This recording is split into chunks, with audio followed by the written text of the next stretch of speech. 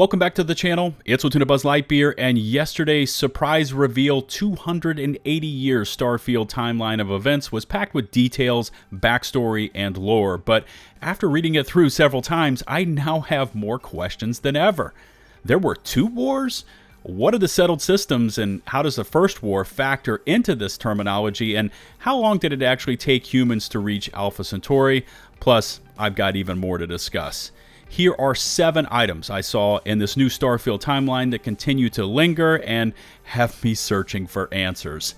Thanks again for your continued support for my Starfield uploads. I'm having a blast researching the far corners of the internet for answers, and I guess I just wanted to say thank you. In case you haven't done so already, please hit subscribe and ring the notifications bell to receive my latest upload alerts. Likes, comments, shares are greatly appreciated. As per usual, chapters are included in the video description for easy viewing, and here we go.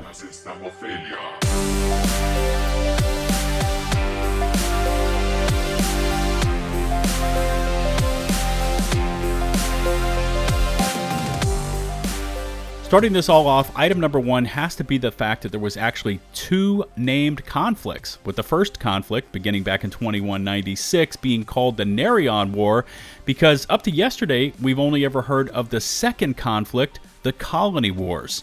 Now, from the information provided in the timeline, the United Colonies attempted to put a space station into orbit around the planet Dipala in the Narion system. Of course, the inhabitants of the system were not happy about this fact and voted to join the Freestar Collective in response to this violation of their independence. But besides the fact that we learned that there was this second war that took place prior to the previously known Colony Wars, we also learned in yesterday's timeline that the Narion War was actually a much longer engagement. Now, whereas the Colony Wars lasted just 3 years, the Narion War was active for nearly 7 times longer, coming in at 20 years. I guess I want to know, why did this war last so long, and what were the net losses and gains? I have so many questions about this new piece of information, and hopefully we'll be able to learn more through our in-game explorations. Item number 2 has to do with Sarah Morgan, leader of Constellation, because yesterday we got a bit more information into her backstory, learning she was previously a part of the United Colonies industrial military machine, as she was the youngest ever head of the UC Navigator Corps back in 2319. Now, we've seen Sarah Morgan's skill set featured in the Starfield Direct presentation, as she specializes in astrodynamics and lasers, so clearly she is quite talented in navigating the stars and being handy with weaponry in case she needs to get out of a jam. But what is this Navigator Corps? Were they a part of the Vanguard? Are they more associated with merchants, almost like port pilots, helping huge freighters navigate difficult pieces of space? And what led to the entire Navigator Corps being disbanded in 2320? Okay, interstellar math time, and item number 3 has to do with the knowledge that Alpha Centauri is 4.37 light years away from Earth, and humans first reached it, at least according to this timeline, in the year 2156. And here's where I admittedly geeked out just a little bit. Light travels at 186,000 miles per second. I had to look this one up, but the current fastest speed ever recorded by a spacecraft is 364,660 miles per hour. Yes, notice the difference there, seconds versus miles. I'll break that down in a moment. And not to mention, we also have this huge survivability factor at play here, as the G-forces alone would probably liquefy the human body, but for science sake, let's say that we could survive that type of acceleration. At our current fastest velocity, we can travel approximately 101.29 miles per second. The speed of light is 186,000 miles per second, and it would take light 4.37 years to reach Alpha Centauri. And just to give you some real-world context here, Mars takes between 6 months and a year to reach and is 12.5 light minutes away. It took NASA's New Horizons spacecraft 10 years to reach Pluto, and that is just 4.6 light hours away. Okay, not to delay any further, at our current fastest velocity of 101.29 miles per second, it would take humans about 1,836 human years to travel 1 light year, times 4.37 equals 8,023.32 human years to reach Alpha Centauri. So clearly, we had grav drive capabilities to make the journey. But here's my questions. How did we learn about this grav drive tech? Was it something to do with our time on Mars? Could we have discovered an artifact buried within the planet that helped unlock those grav drive capabilities? Items 4 and 5 are interrelated, so let me speak about them together. But according to yesterday's timeline, we learned of 2 new Constellation members not previously known. The first is in 2327, when Sam Coe and, get this, his daughter, Cora, joined Constellation.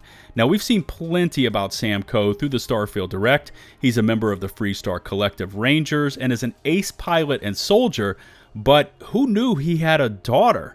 From every indication, he looks to be fairly young. Based on his character, size, and shape, I was guessing in his late 20s to early 30s, but now we learn he has a daughter, and she is apparently old enough to join Constellation. So, how old is Sam? Does living in space slow the aging process? Is Cora adopted? I mean, I have so many questions about this one. Now, the following year, and this is item number 5, in 2328, Andrea joins Constellation, and we learn nothing more about her, not even a last name. And so, when we look at this roundtable session of Constellation taken from the Starfield Direct presentation, your eyes immediately are drawn to the right side of this photo. Now, standing up with her back to the shot is Noelle, because we can instantly match her jacket sleeves to her earlier profile. Same for Sam Coe, who is mostly covered by Noelle's arms and whatever she is holding, but Sam's jacket is also instantly identifiable. But who is this? Are we looking at Cora Coe or Andrea? And where's the other? Because there is only one unidentified character showing here in this scene.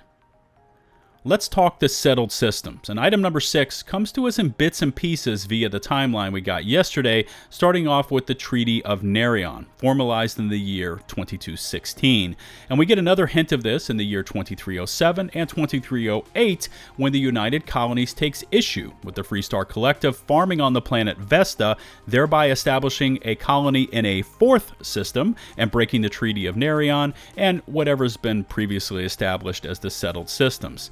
Now, it makes sense that the treaty would put restrictions on settlement expansion, curbing a colonization arms race. But here's my question. If each of these factions are limited to just 3 systems, what are they? And more specifically, what are the 3 systems in the United Colonies? Because we already know that the Freestar Collective 3 systems are their capital system of Cheyenne, and that they added on Voli and Narion, because the timeline explains that to us. But the UC is a bit more vague here. Alpha Centauri is of course number 1, and with Mars being defined as a UC mining colony, we can assume that the Sol system is the 2nd, but what is the 3rd?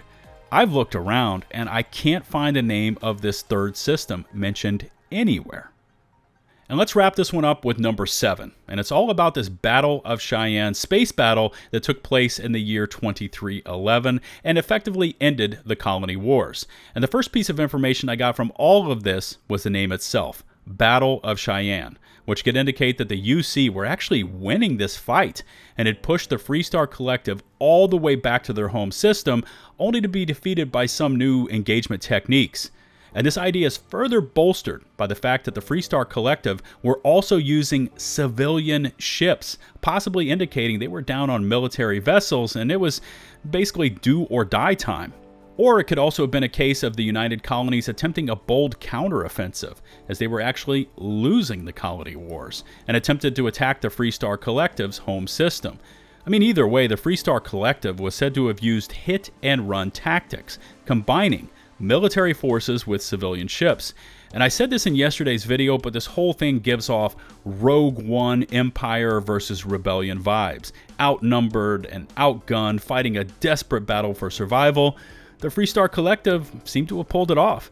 But how did this all end up taking place in the Cheyenne system if the Freestar Collective is the side that won this battle? And what about these tactics? Could they have been grav driving into combat, firing off short bursts, and then grav driving back out of combat to safety? Or were they using cover, like asteroids? I have so many questions about this one. And let's give our brains a rest from here. Sound off in the comments section below. What did you gain from yesterday's timeline, and what lingering questions do you still have? Remember to hit subscribe and ring the notifications bell to receive my latest upload alerts. Likes, comments, shares are greatly appreciated. All my socials can be found in the video description. Shout out to the now 136,000 of you that have taken the leap and hit subscribe, and a special thanks goes out to my patrons on Patreon. Also, I see you out there sending over those YouTube super chats, and they are awesome. Thank you. Until the next one, this is LtBuzzLitebeer, signing off.